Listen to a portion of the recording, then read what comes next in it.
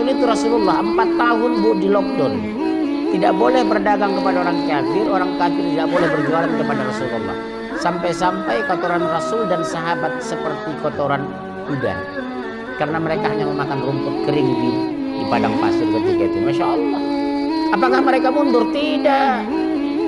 Di balik musibah ada hikmah, di balik air mata ada tawa, di balik sabar ada surga. Jangan ibu jadikan corona membuat kita mundur, corona membuat kita maju. Jangan jadikan corona membuat kita diam, corona membuat kita jalan. Lulus kita surga gagal Pak. Udah Nabi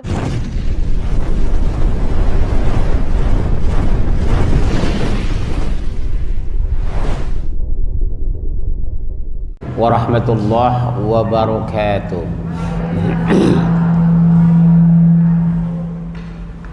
Innal hamdalillah hamdan katsiran thayyiban mubarakan fih. Asyhadu an la ilaha illallah wahdahu la syarika lah. Wa asyhadu anna Muhammadan abduhu wa rasuluhu la nabiyya ba'da. Allahumma shalli wa sallim ala Muhammadin wa ala alihi wa sahbihi ajma'in. Faqala ta'ala fil Qur'anil Karim, a'udzu billahi minasy syaithanir rajim. Ya ayyuhalladzina amanu taqullaha haqqa tuqatih wa la tamutunna illa wa antum muslimun. Amma ba'd. Alhamdulillah kita bersyukur setelah 5 bulan lebih tidak bertemu ya. Disebabkan ada musibah corona. Apa beda musibah ujian dengan azab, Bu?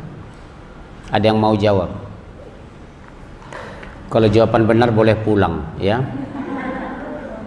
Apa bedanya, Bu? Ketika musibah itu diturunkan kepada orang beriman kata Rasulullah disebut ujian. Tapi ketika musibah itu diturunkan kepada orang kafir disebut azab. Jadi Bu jangan takut menghadapi musibah, itu ujian. Lulus kita berhasil, gagal kita hancur. Berarti harus sungguh-sungguh mengerjakan ujian. Kalau berhasil kita lulus dapat ijazah, cari kerja relatif lebih mudah. Tapi kalau kita tidak lulus kita gagal, berarti ijazah sarjana kita tidak dapat. Itulah makna musibah dalam Islam. Kalau bicara corona, sebenarnya salah satu negara di luar negeri itu flu biasa per tahun itu meninggal 164.000 per tahun loh, Bu. Nggak usah saya sebut negaranya. Meninggal di kolam renang di negara yang saya sebut tadi, di yang flu biasa itu 1 tahun itu 18.000. Sementara corona angka kematian dari jumlah akumulasi jumlah positif corona antara 4-9%. Hari ini Indonesia sudah menembus 95.000 orang. Angka yang sangat mengerikan sebenarnya. Yang meninggal lebih kurang 4.000 orang. Berarti sekitar 4%. Yang kedua, kalaupun ada orang beriman meninggal, insya Allah mati syahid, Bu. Ya, Ibu jangan takut berlebihan kepada corona, karena corona itu ujian bagi orang beriman. Itu penyakit ta'un, penyakit menular. Kalau Ibu kena penyakit, qadar Allah takdirkan meninggal, Ibu mati syahid kok. Ya, protokol kesehatan kita ikuti, Ibu pakai masker, sering cuci tangan. Tapi dalam Islam kita nggak perlu suruh cuci tangan. Kita berwudu minimal 5 kali sehari semalam. Bukan hanya tangan dicuci, mulut, gigi, hidung, kaki, tangan, kumur semua dibersihkan. Makanya dari semua yang meninggal, jumlah meninggal itu paling sedikit itu umat Islam, Bu. Sekarang urutan terbesar meninggal korban seperti kemarin di Amerika, ada satu kota satu hari itu 300 orang loh meninggal. Amerika tertinggi sekarang. Yang kedua Brasilia. Dulu China, Italia, Jerman, Amerika. Sekarang Amerika urutan pertama. Di Asia Tenggara kita tertinggi, di Asia kita tertinggi karena jumlah penduduk kita terbanyak. Cuma yang membedakannya Malaysia penduduk 64 juta, per hari 30 cuma tambah, itu Perdana Menterinya sudah gusar. Kita jumlah penduduk 250.000 per hari, rata-rata 1.600. Di Malaysia per hari tambah maksimal 30 orang. Kita tambah 1.600 orang. Tapi angka meninggal kita 4% dari akumulasi. yang terdaftar dan dicatat. Bisa jantung dicatat corona, bisa tidak corona dicatat corona, betul kan? Nah ini terserah mereka lah mau apa. Persoalan hari ini Bunda, dalam Al-Quran kita harus ambil catatan, ma asaba min musibatin illa biiznillah. Tidak ada musibah yang menimpa manusia kecuali izin Allah, tapi penyebabnya manusia. Ada ujian musibah diturunkan Allah 4 jenis tapi tidak bisa direkayasa. Ada musibah langsung, ada tidak langsung. Langsung dari Allah ada 4. Gempa bumi, tsunami, gunung meletus, angin topan, itu tidak bisa direkayasa. Ada musibah yang rekayasa, bisa jadi ini rekayasa genetik virus atau kebocoran lab, atau orang tertentu ingin menghancurkan negara-negara lain karena ada yang mau jual virus, bisa terjadi. Ada yang menjual vaksin, ada yang menyebar virus. Itu sudah diramal oleh Gaddafi tahun 90-an itu, tahun 92. Dia bilang akan datang nanti orang menciptakan virus, kemudian berpura-pura melakukan riset, membuat vaksin, padahal yang menyebar virus itu mereka, kata. Itu sudah diramal Gaddafi tahun 92, 98 waktu pidato di PBB. Masya Allah gitu. Yang kedua, penyakit taun, penyakit menular seperti ini zaman Rasulullah pernah terjadi. Zaman sahabat waktu Umar bin Khattab menjadi khalifah pernah terjadi. Waktu zaman Umar itu lebih dahsyat, Bu.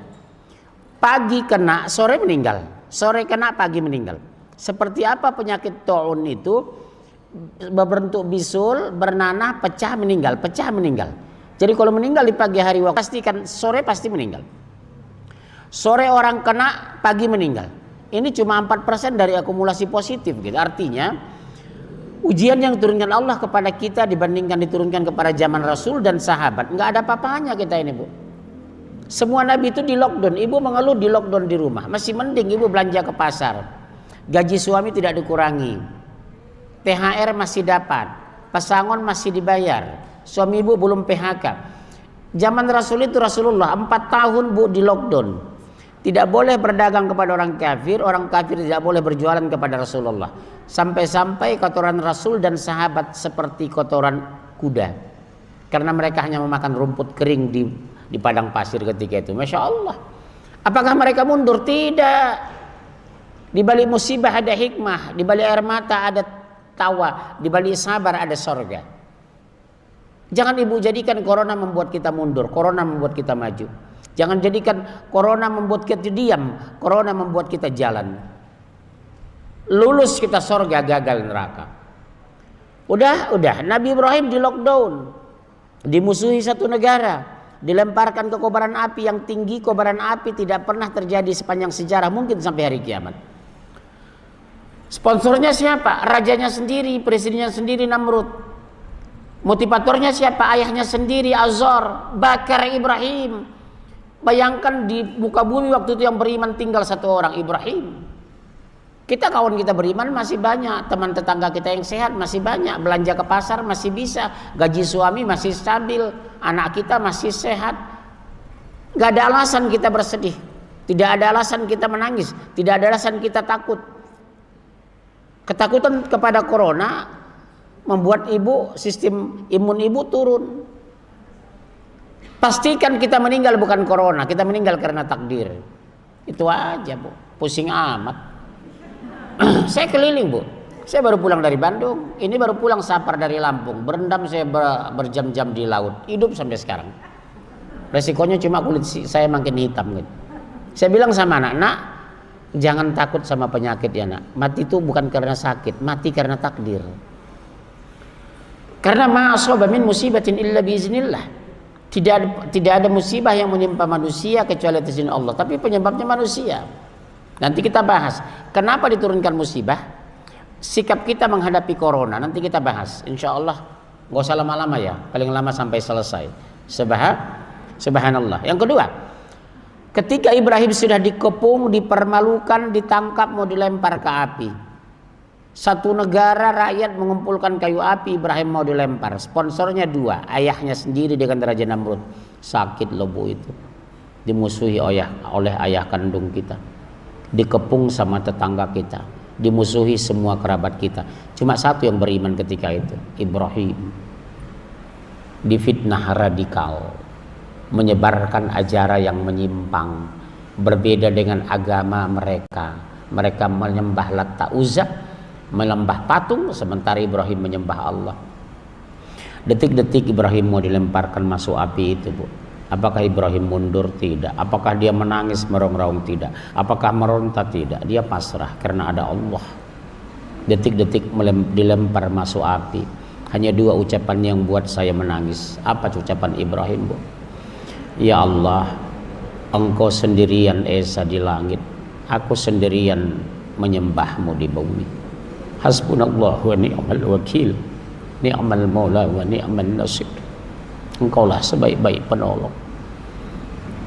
Ibu dengar itu, hanya dua ucapan kepasrahan keluar dari mulut seorang beriman namanya Ibrahim alaihissalam. Ya Allah, udah detik-detik mau masuk ke api, Bu, dari lemparan. Dilempar pakai apa? Dimasukkan ke ketapel. Dibikin ketapel besar, dimasukkan Ibrahim ke ketapel, diikat baru dilemparkan. Karena kalau dilemparkan dekat nggak mungkin, suhu sangat panas. Karena waktu itu api sudah menggelegar ke atas karena tumpukan kayu bakar dari satu negara dikumpulkan rakyat satu negara. Tidak ada satupun bisa melemparkan Ibrahim. Seorang laki-laki punya ide, kita masukkan Ibrahim ke tapel. Begitu Ibrahim dimasukkan ke tapel dari kejauhan, Ibrahim belum masuk ke api, dia sudah dijepit bumi. Sampai sekarang masih kejepit sampai hari kiamat. Itulah laki-laki yang mengketapel Ibrahim.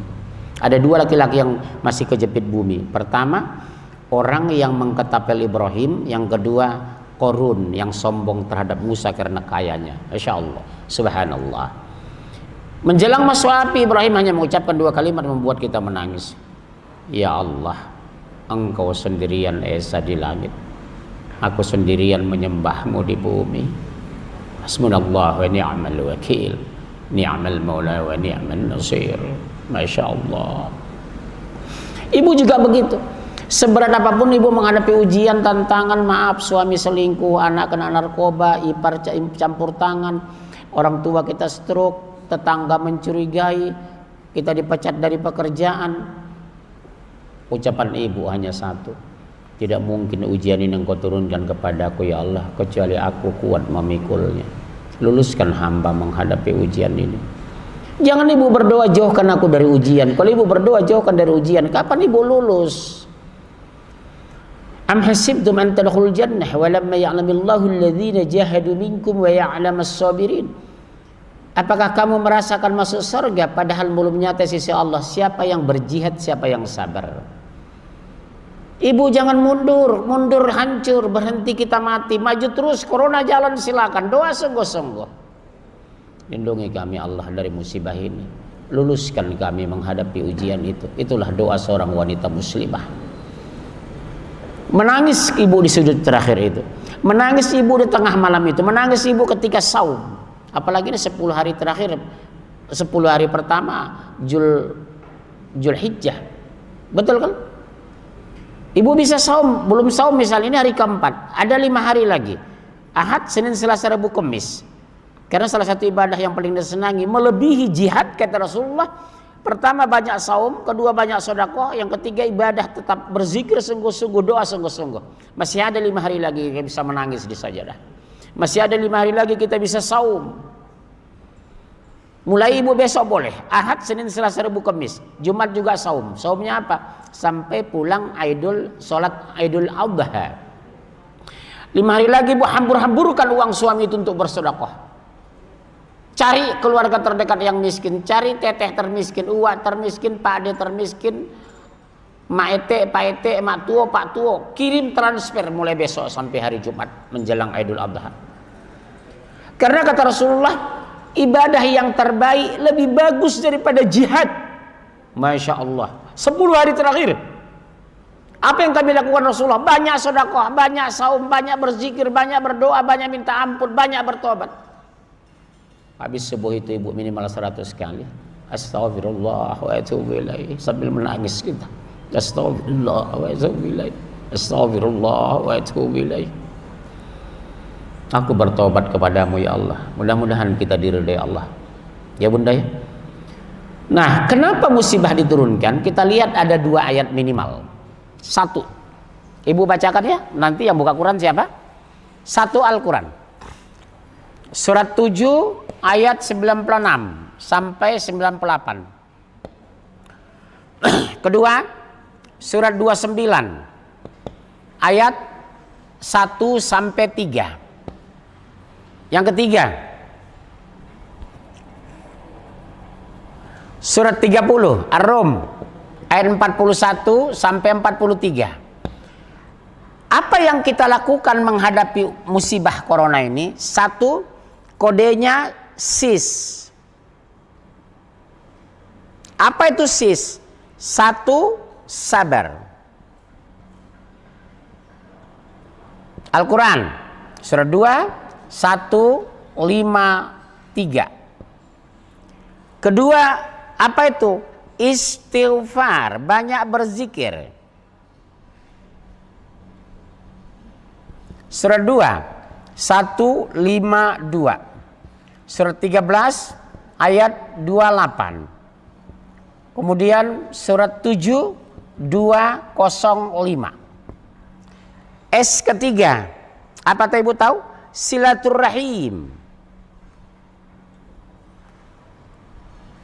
Silaturrahim.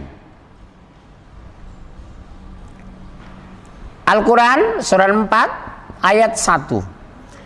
S terakhir adalah apa bu? Sodakoh. Jadi menghadapi corona, menghadapi musibah ada 4 kita lakukan minimal.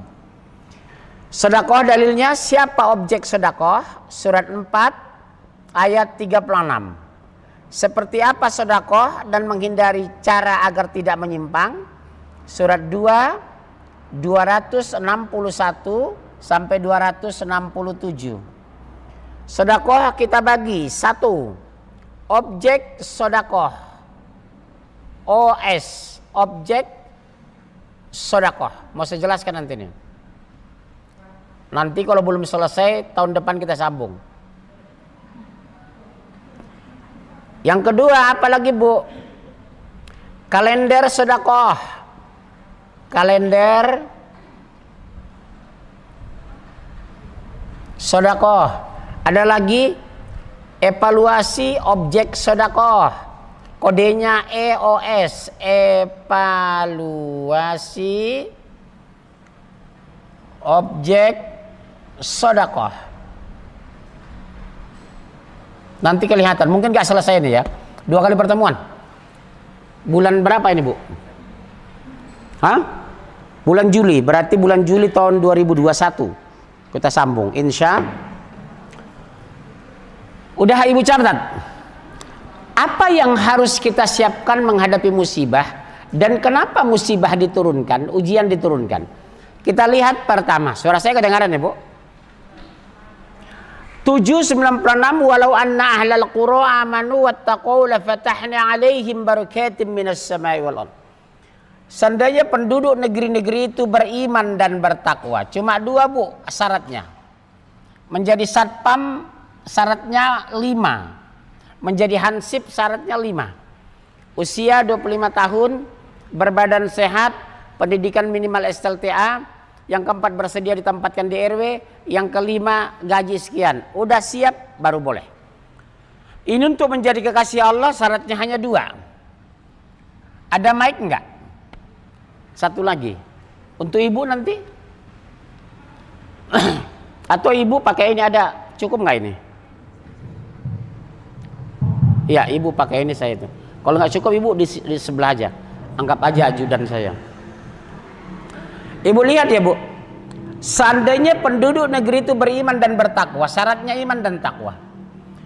Apa itu iman? Pengakuan. Iman, ucapan dan perbuatan. Kalau orang mengucapkan tapi tidak berbuat, imannya belum sempurna.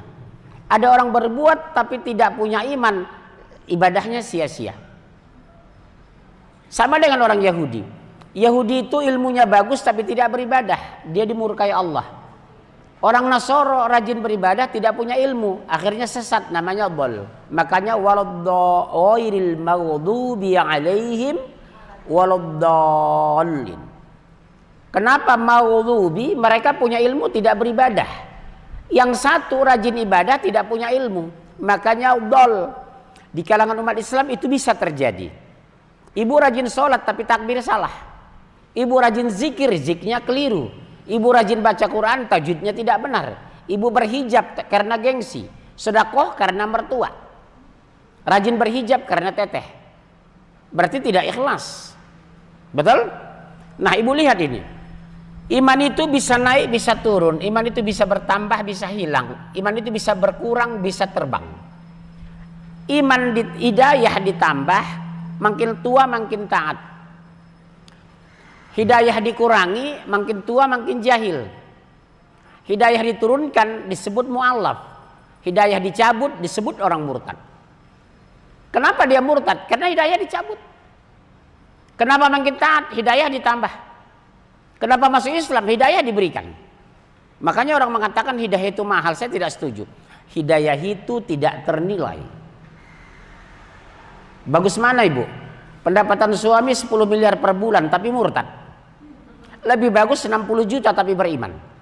Masalahnya 60 juta juga belum ada. Kan masalah lagi nih. Betul ya? Kalau uang senang sekali bu ini. Yang kedua takwa. Oleh sebab itu ada orang mengaku beriman tapi dibatalkan Allah di surat 2 ayat 8. Wa minan nasi may yaqulu amanna billahi wal yaumil akhir wa ma hum bimumin. Ada di antara manusia mengaku beriman kepada Allah, kepada hari akhir. Kata Allah, wa ma hum bimumin. Mereka tidak beriman. Siapa ini? Itulah munafik.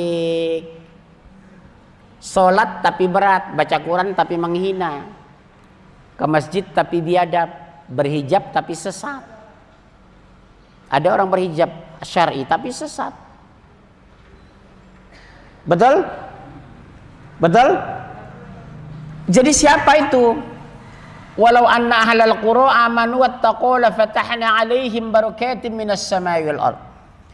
Seandainya penduduk negeri-negeri itu beriman, la fatahna alaihim barakatim minas samai wal ardh. Pasti kami turunkan keberkahan dari langit dan bumi. Subhanallah. Barokah. Saking pundi dari mana peiko ke orang awak, dari langit dan bumi. Laisi ke orang awak enggak? Orang Jawa? Ada? Ayah orang Sunda di dia ayah? Ulah cicing wae atuh. Saking Jawi, sopo? Saking Jawi. Saking pundi kata Allah, saking langit lan bumi. Dari mana pe barakoko? Dari langit dan bumi. Ibu mau saya tes analisa ibu. Kalau ibu benar boleh pulang ya. Bunda ini umur berapa bunda? 61. Wajah kayak 60, masya Allah. Ya lumayan ya. Bu, beda sedikit dengan saya sudah hampir 55. Bunda, ibu boleh jawab, tapi analisa cerita saya. Apa yang ibu pahami tentang berkah? Apakah seorang laki-laki yang rajin Senin Kemis, baca Quran 2 juz per hari, sedekahnya 5 juta per bulan, tahajud tidak pernah tinggal, dia suka bersapa dengan orang dan tetangga, tapi istrinya selingkuh, anak pertama kena narkoba, anak kedua agen sabu-sabu, anak ketiga bajak laut. Apakah bisa disebut bapak ini berkah? Yes or not? No. Ibu dari P3, yes or not? No. Bunda, yes or not? No. Hati-hati, saya balik cerita lain. Saya ingin menganalisa. Kalau ibu mengatakan si bapak itu hidupnya tidak berkah, bagaimana dengan Nabi Adam anaknya pembunuh? Apakah dia tidak berkah? Ayo. Bagaimana dengan Nabi Nuh, anak istrinya neraka jahanam? Ibu berani menuduh Nabi Nuh tidak berkah? Bagaimana dengan Rasulullah, pamannya neraka jahanam, Abu Thalib? Apa tidak berkah? Jadi definisi berkah itu tolong jangan pahami dia keluarganya harus beriman. Belum tentu, justru karena imannya bagus diuji oleh Allah. Sabar dia, tenang dia, keberkahan malah diberikan Allah. Iya. Makanya ibu lihat ustadz anaknya tidak berhijab, ibu jangan langsung membuli. Justru kenapa kadang anak ustadz, istri ustadz tidak berhijab? Karena Allah menguji ustadznya. Sabar gak ketika dilecehkan orang? Kuat gak menghadapi anak seperti itu? Buktinya siapa? Rasulullah. Paman yang besarkannya neraka jahanam, Abu Thalib. Nabi Lut yang mulia ahli surga, anak istrinya gay dan homoseks. Nabi Nuh anak istrinya menolak naik ke bahtera neraka jahanam. Nabi Ibrahim bapaknya menolak kalimat tauhid. Jadi ibu jangan menghubungkan ketaatan seseorang dengan keluarganya. Justru karena semakin taat ibu, ketua majelis taklim, suami ibu tidak pernah dikenal di masjid. Ini kisahnya nyata, seorang ustazah menangis waktu saya ngisi kajian seperti ini. Habis acara dia menjumpai saya. Bapak tahu nggak? Ya nggak tahu lah, orang belum cerita. Bapak tahu nggak? Ya nggak, saya bilang. Saya ini ustazah pak. Tiap hari bicara sabar, bicara benar, bicara taat, bicara sholat. Anak saya dan suami saya tidak mau sholat pak. Bagus, saya bilang. Teruji ibu nanti kalau lulus. Betul bu. Ibu jangan disibukkan, disedihkan berlebihan ketika suami ibu hari ini belum mau ke masjid sholat fardu. Ibu jangan dipusingkan ketika anak ibu hari ini masih pacaran. Tugas ibu hanya 3. Pertama, menasihati dengan ketulusan. Kedua, mendoakan sungguh-sungguh. Yang ketiga, tawakal. Karena yang berikan hidayah hanya Allah. Ini kabar gembira buat ibu. Ibu jangan terlalu sedih berlebihan menghadapi suami yang tidak mau ke masjid, menghadapi anak tidak berhijab, menghadapi ipar yang tidak mau benar, yang anak kandung sudah dewasa tapi tidak mau nutup aurat. Tugas ibu hanya 3. Demi Allah ya nak, kalau kamu sayang sama papa tolong berhijab. Di padang mahsyar bapakmu ke neraka demi memperjuangkan kamu karena kamu tidak berhijab. Karena ayahmu bertanggung jawab terhadap kamu nak. Qu anfusakum wa ahlikum naro. Berhijab ya nak. Tugas ibu hanya 3. Menasihati dengan sungguh-sungguh. Jangan bangun kebencian kepadanya karena dia buah cinta kita. Jangan jaga jarak dengannya karena dia akan meninggalkan rumah. Jangan bangun konflik dengannya yang datang kebencian kepada kita sebagai ibu. Rangkul dia, peluk dia, tenangkan dia, bujuk dia, doakan dia. Itulah muslimah yang baik. Ibu jangan stres menghadapi suami seperti itu. Ibu jangan langsung down ketika dilecehkan. Suami ibu tidak mengenal agama sementara ibu ketua majelis taklim. Enggak usah jatuh.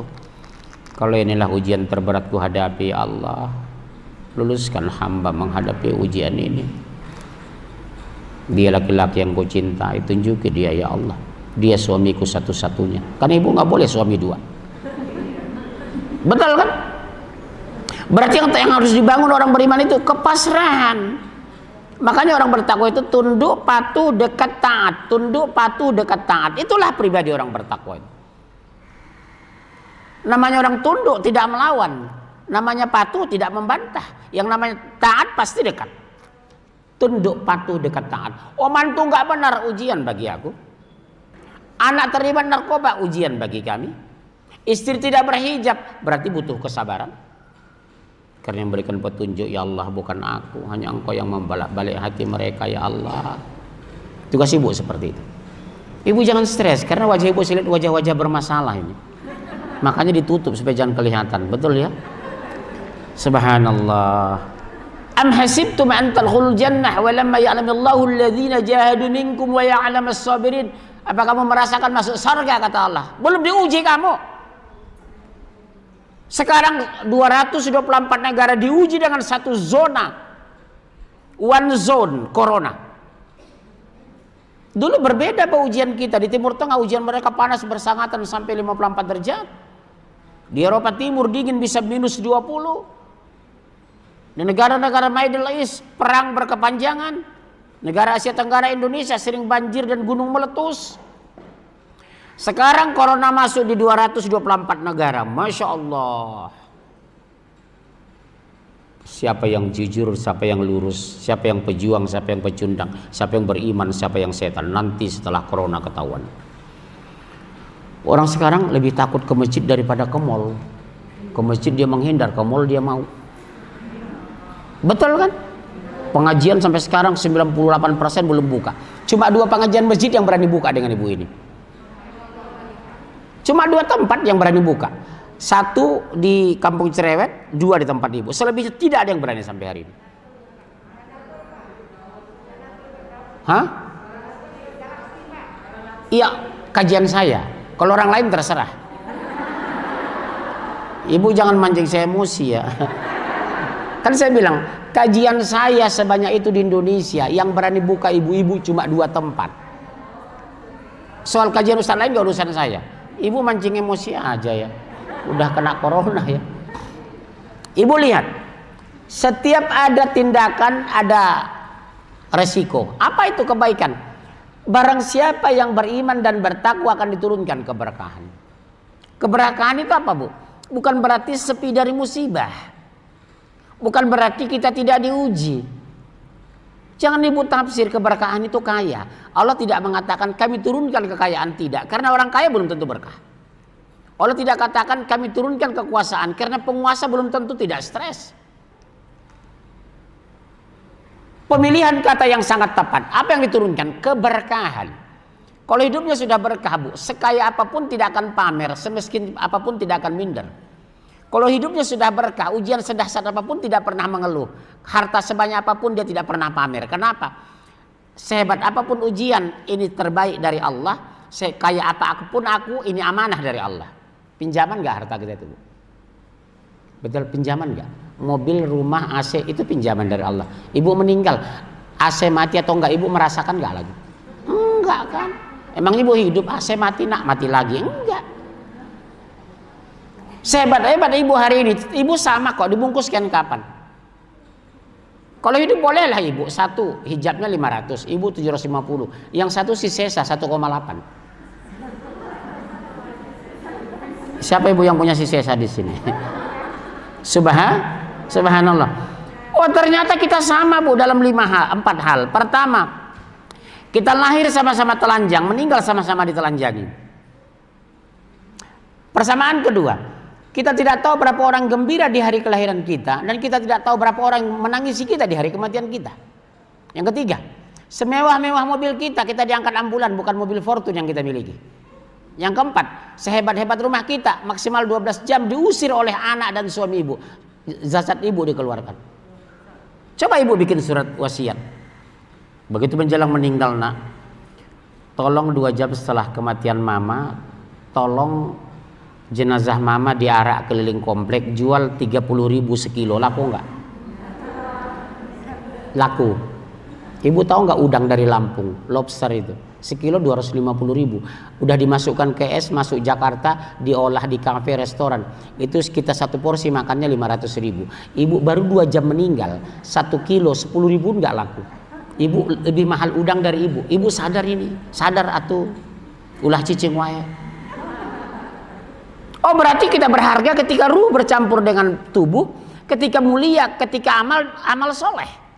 Hanya itu kemuliaan kita kok. Amanu wa amilus soleh, bukan pada harta kita. Karena di hari kematian kita dipisahkan.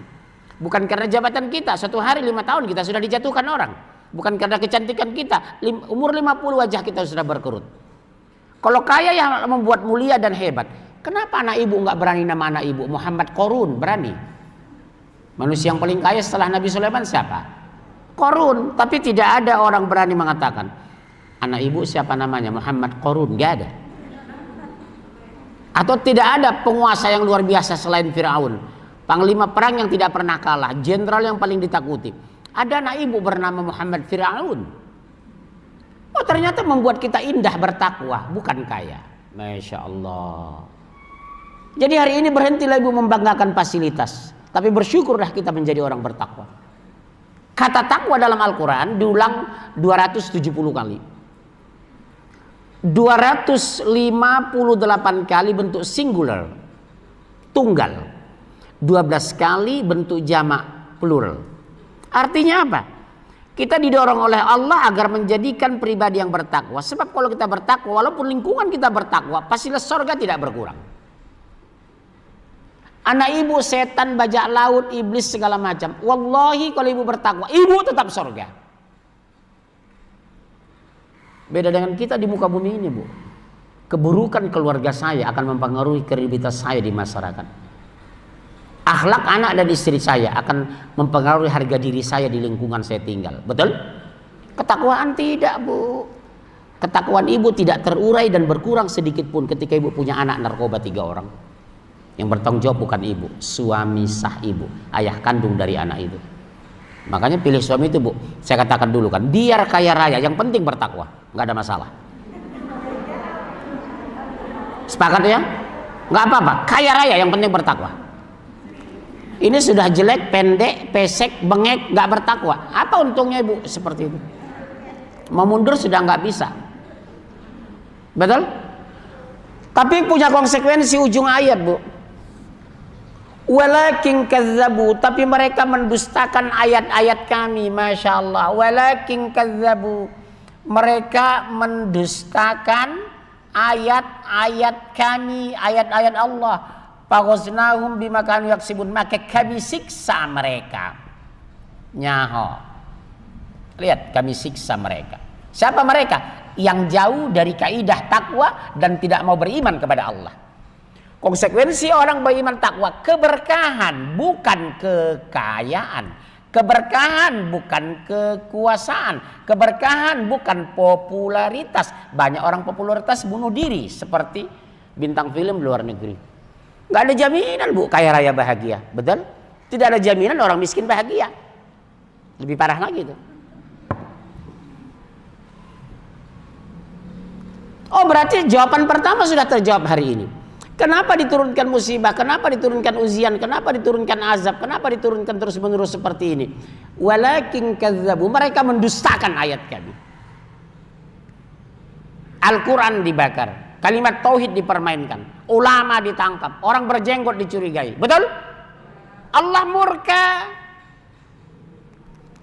Kebenaran direcehkan, budaya diangkat, Al-Quran dipermainkan, adat istiadat dimuliakan. Ning nang, monggo kita sedoyo 3 jam betah, tapi giliran ceramah setengah jam ngantuk. Karena apa? Waktu ibu di sana membesarkan budaya, setan gak mengganggu. Ketika ibu di masjid, setan gelisah, makanya ada yang nyender, ada yang ngantuk. Masuk masjid cari senderan. Iya, saya nggak menuduh, Bu, menuding. Tapi ibu nonton wayang kulit semalam suntuk, ning nong. Wajar, karena budaya itu olah otak manusia, agama firman, setan kepanasan, ibu dengar kajian, ibu terlambat dengar Quran, kan gitu yang dua ini kan. 45 menit baru datang, kita doakan mereka kembali ke jalan yang benar. Kenapa pesta ibu bisa disiplin? Setan nggak mengganggu. Jam 5 ibu sudah sampai di gedung, padahal pesta jam 7 sampai jam 9. Pengajian kenapa terlambat? Bunda jangan tersinggung ya Bunda, karena setan itu kepanasan. Bu jangan berangkat lah Bu, terlambat nggak apa-apa kok, duduk di luar aja, ustadznya radikal kok, muncul semua orang, kan gitu. Setan ini pinter, lebih pintar dari kita. Mengalahkan setan itu banyak istighfar. Saya katakan jam 1:05 saya sudah sampai di sini. Saya pantau ibu-ibu baru nong masuk 2, masuk 2,5 ya. Subhanallah, Masya Allah. Kenapa susah disiplin? Tahu nggak kenapa, Bu? Setan itu pinter. Kalau saya dulu kajian, Bu, ustadz saya dari Madinah, pakar hadis. Kalau dia datang, saya duduk paling depan itu. Jam 2 mulai kajian, siang jam 1 udah duduk saya depan itu. Akhirnya jadi ustadz. Ibu ini 5 kali saya ngisi jadi ustazah, ibu ini yang 3. Masya Allah, subhanallah. Kenapa, Bu? Yang diminta pertanggungjawaban amanu wa amilus soleh. Abaikan dunia. Kan saya katakan kemarin di Baitullah, di Raudhah itu doa saya sederhana. Rabb, tutupkan pintu hati hamba untuk mencintai dunia, karena aku tidak selamanya di sana ya Allah. Itulah doa saya di Raudhah itu. Tutupkan pintu hati hamba untuk mencintai dunia, karena aku tidak selamanya di sana ya Allah.